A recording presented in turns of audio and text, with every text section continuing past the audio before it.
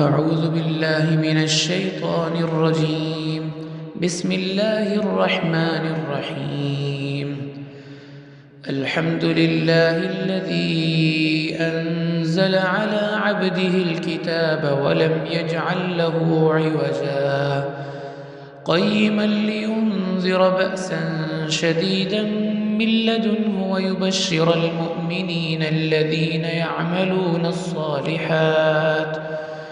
ويبشر المؤمنين الذين يعملون الصالحات أن لهم أجرا حسنا ماكثين فيه أبدا وينذر الذين قالوا اتخذ الله ولدا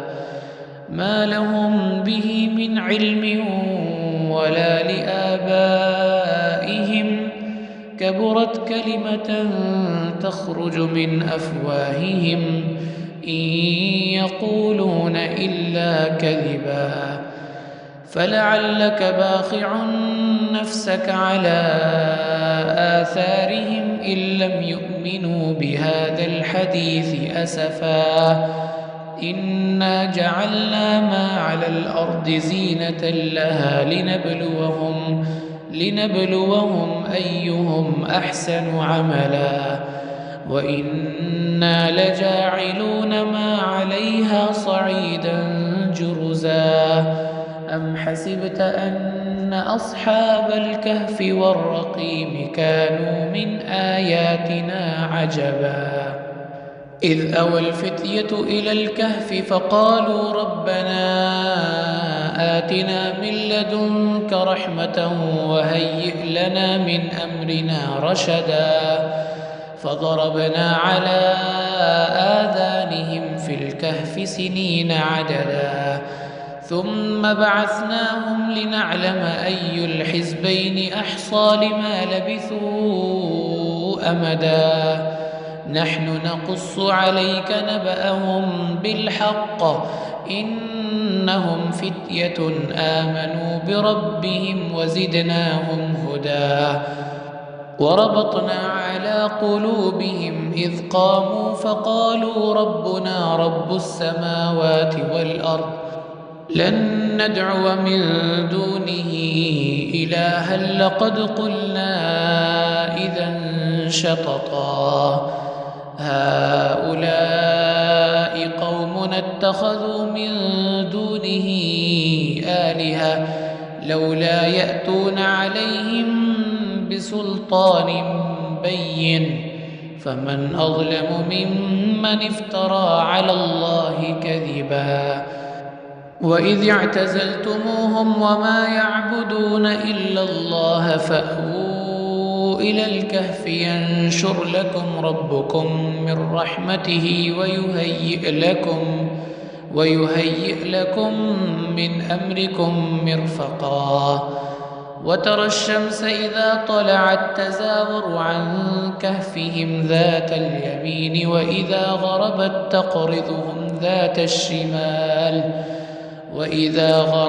تقرضهم ذات الشمال وهم في فجوة منه ذلك من آيات الله من يهد الله فهو المهتد ومن يضلل فلن تجد له وليا مرشدا وتحسبهم أيقاظا وهم رقود ونقلبهم ذات اليمين وذات الشمال وكلبهم باسط ذراعيه بالوصيد لو اطلعت عليهم لوليت منهم فرارا ولملئت منهم رعبا وكذلك بعثناهم ليتساءلوا بينهم قال قائل منهم كم لبثتم قالوا لبثنا يوما أو بعض يوم قالوا ربكم أعلم بما لبثتم فابعثوا أحدكم بورقكم هذه إلى المدينة فلينظر أيها أزكى طعاما فليأتكم برزق منه وليتلطف ولا يشعرن بكم أحدا. إنهم إن يظهروا عليكم يرجموكم أو يعيدوكم في ملتهم ولن تفلحوا إذن أبدا. وكذلك أعثرنا عليهم ليعلموا أن وعد الله حق وأن الساعة لا ريب فيها، إذ يتنازعون بينهم أمرهم فقالوا ابنوا عليهم بنيانا ربهم أعلم بهم. قال الذين غلبوا على أمرهم لنتخذن عليهم مسجدا. سيقولون 3 رابعهم كلبهم ويقولون 5 سادسهم كلبهم رجما بالغيب ويقولون 7 وثامنهم كلبهم قل ربي أعلم بعدتهم ما يعلمهم إلا قليل فلا تمار فيهم إلا مراء ظاهرا ولا تستفت فيهم منهم أحدا ولا تقولن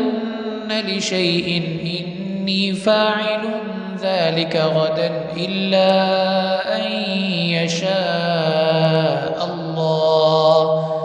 واذكر ربك إذا نسيت وقل عسى أن يهديني ربي لأقرب من هذا رشدا. ولبثوا في كهفهم 300 سنين وازدادوا 9 قل الله أعلم بما لبثوا له غيب السماوات والأرض أبصر به وأسمع ما لهم من دونه من ولي ولا يشرك في حكمه أحدا. واتل ما أوحي إليك من كتاب ربك لا مبدل لكلماته ولن تجد من دونه ملتحدا. واصبر نفسك مع الذين يدعون ربهم بالغداة والعشي يريدون وجهه ولا تعد عيناك عنهم تريد زينة الحياة الدنيا ولا تطع من أغفلنا قلبه عن ذكرنا واتبع هواه وكان أمره فرطا. وقل الحق من ربكم فمن شاء فليؤمن ومن شاء فليكفر إنا أعتدنا للظالمين نارا أحاط بهم سرادقها وإن يستغيثوا يغاثوا بماء كالمهل يشوي الوجوه بئس الشراب وساءت مرتفقا. إن الذين آمنوا وعملوا الصالحات إنا لا نضيع أجر من أحسن عملا أولئك لهم جنات عدن تجري من تحتهم الأنهار يحلون فيها من أساور من ذهب ويلبسون ثيابا خضرا من سندس واستبرق متكئين فيها على الأرائك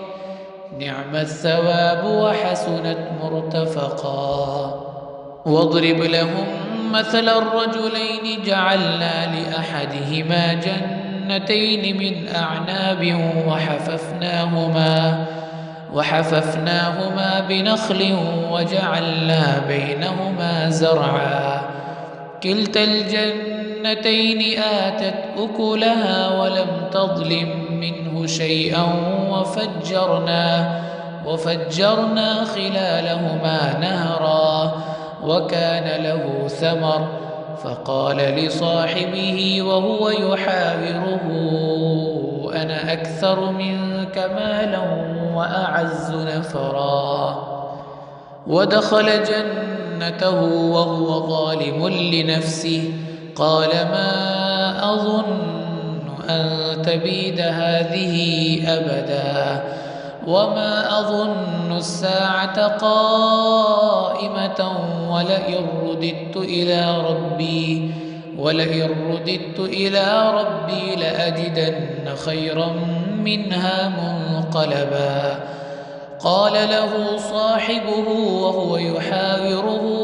أكفرت بالذي خلقك من تراب ثم من نطفة ثم سواك رجلا؟ لكن هو الله ربي ولا أشرك بربي أحدا. ولولا إذ دخلت جنتك قلت ما شاء الله لا قوة إلا بالله،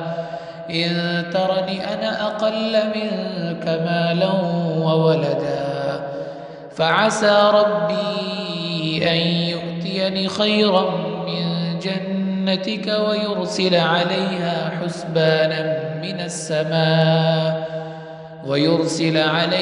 حسبانا من السماء فتصبح صعيدا زلقا، أو يصبح ماؤها غورا فلن تستطيع له طلبا. وأحيط بثمره فأصبح يقلب كفيه على ما أنفق فيها وهي خاوية على عروشها ويقول: يا ليتني لم أشرك بربي أحدا. ولم تكن له فئة ينصرونه من دون الله وما كان منتصرا. هنالك الولاية لله الحق، هو خير ثوابا وخير عقبا. واضرب لهم مثل الحياة الدنيا كماء أنزلناه من السماء فاختلط به نبات الأرض فأصبح هشيما تذروه الرياح، وكان الله على كل شيء مقتدرا. المال والبنون زينة الحياة الدنيا، والباقيات الصالحات خير عند ربك ثوابا وخير أملا. ويوم نسير الجبال وترى الأرض بارزة وحشرناهم فلم نغادر منهم أحدا. وعرضوا على ربك صفا لقد جئتمونا كما خلقناكم أول مرة، بل زعمتم أن لن نجعل لكم موعدا.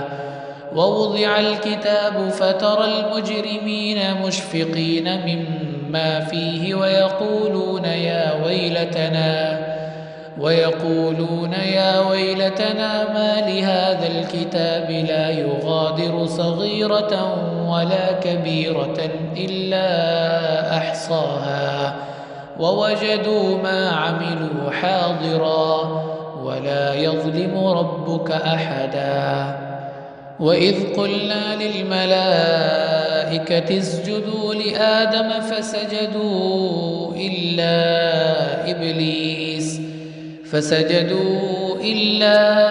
إبليس كان من الجن ففسق عن أمر ربه. أفتتخذونه وذريته أولياء من دوني وهم لكم عدو،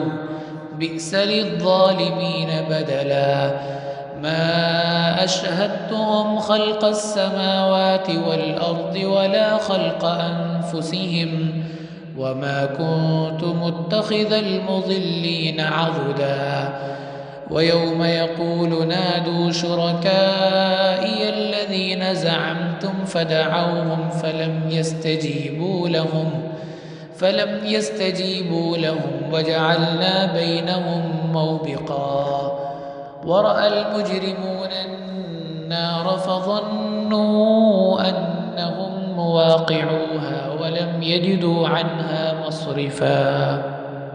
ولقد صرفنا في هذا القرآن للناس من كل مثل وكان الإنسان أكثر شيء جدلا وما منع الناس أن يؤمنوا إذ جاءهم الهدى ويستغفروا ربهم إلا أن تأتيهم سنة الأولين أو يأتيهم العذاب قبلا وما نرسل المرسلين إلا مبشرين ومنذرين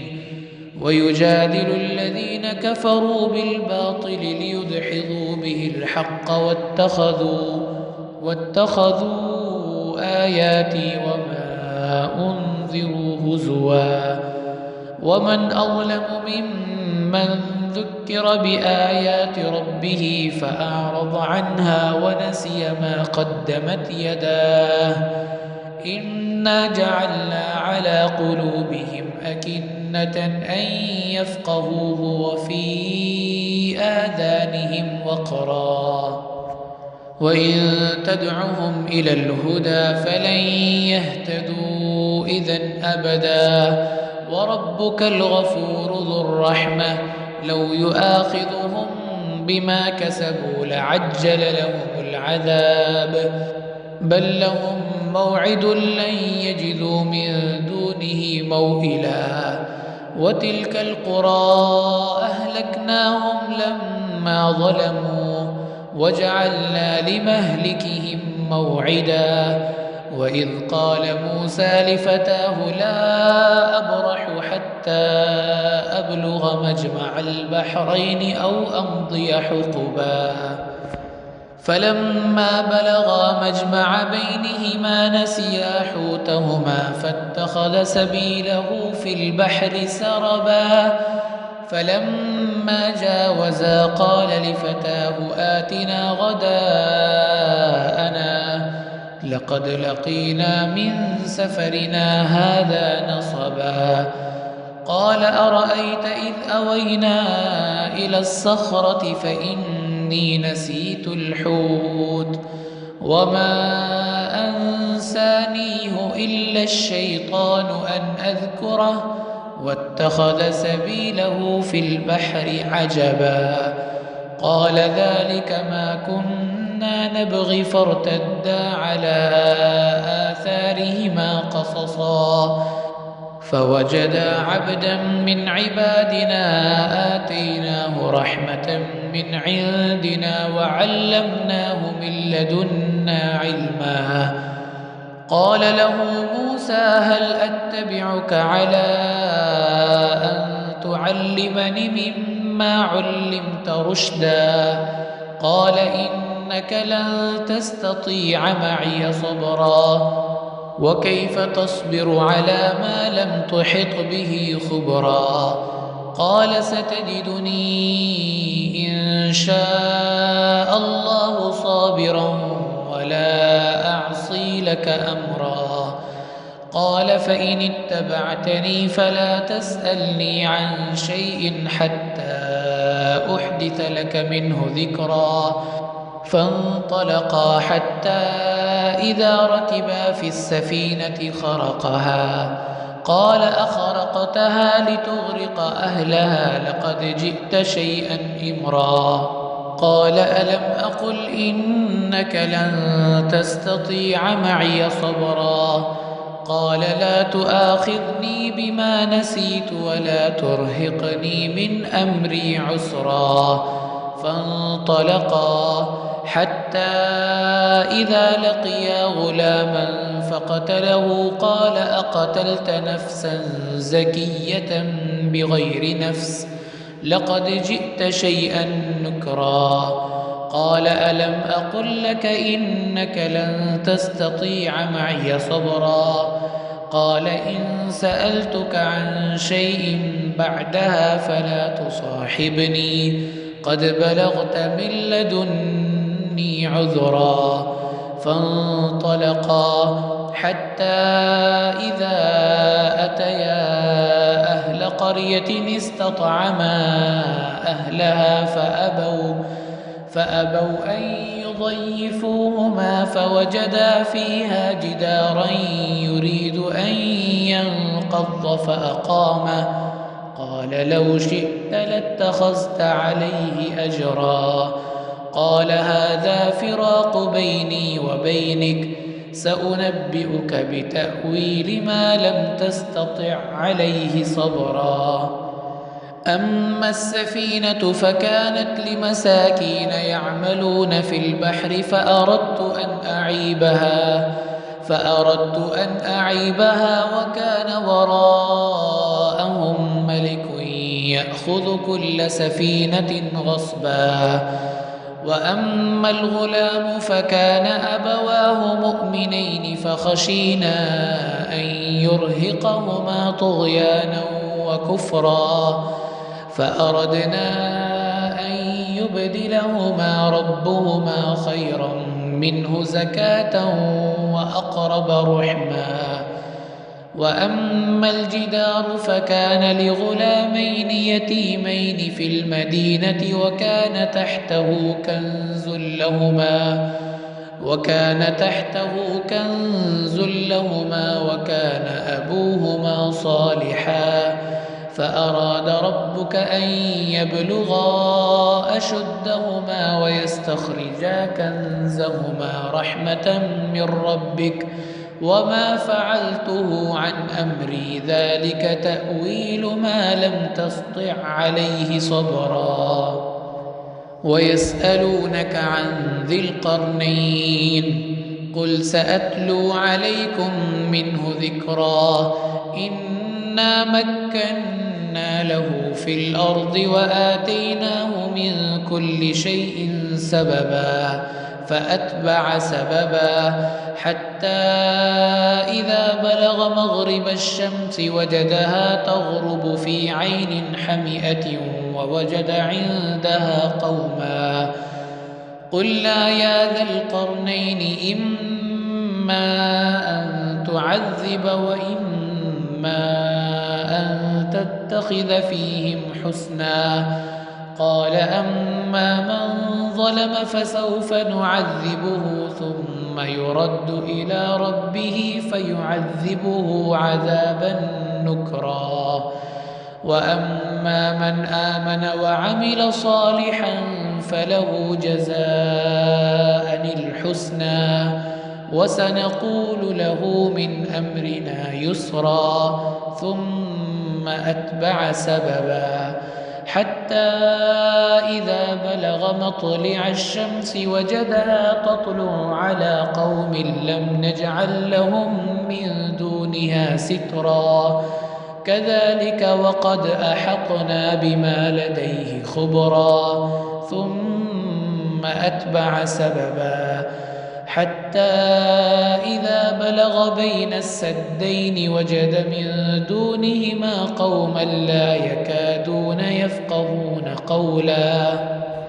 قالوا يا ذا القرنين إن يأجوج ومأجوج مفسدون في الأرض فهل نجعل لك خرجا على أن تجعل بيننا وبينهم سدا قال ما مكني فيه ربي خير فأعينوني بقوة أجعل بينكم وبينهم ردما آتوني زبر الحديد حتى إذا ساوى بين الصدفين قال انفخوا حتى إذا جعله نارا قال آتوني أفرغ عليه قطرا فما استطاعوا أن يظهروه وما استطاعوا له نقبا. قال هذا رحمة من ربي فإذا جاء وعد ربي جعله دكاء وكان وعد ربي حقا. وتركنا بعضهم يومئذ يموج في بعض ونفخ في الصور فجمعناهم جمعا وعرضنا جهنم يومئذ للكافرين عرضا. الذين كانت أعينهم في غطاء عن ذكري وكانوا لا يستطيعون سمعا. أفحسب الذين كفروا أن يتخذوا عبادي من دونه أولياء إنا أعتدنا جهنم للكافرين نزلا. قل هل ننبئكم بالأخسرين أعمالا الذين ضل سعيهم في الحياة الدنيا وهم يحسبون أنهم يحسنون صنعا. أولئك الذين كفروا بآيات ربهم ولقائه فحبطت أعمالهم فلا نقيم لهم يوم القيامة وزنا.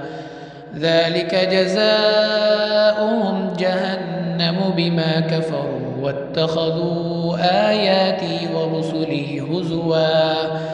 إن الذين آمنوا وعملوا الصالحات كانت لهم جنات الفردوس نزلا خالدين فيها لا يبغون عنها حولا. قل لو كان البحر مدادا لكلمات ربي لنفد البحر قبل أن تنفد كلمات ربي ولو جئنا بمثله مددا. قل إنما أنا بشر مثلكم يوحى إلي أنما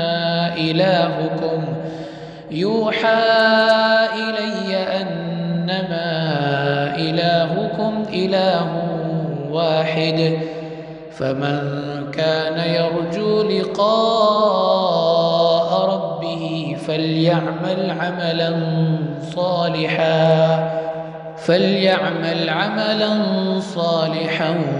ولا يشرك بعبادة ربه أحدا. صدق الله العظيم.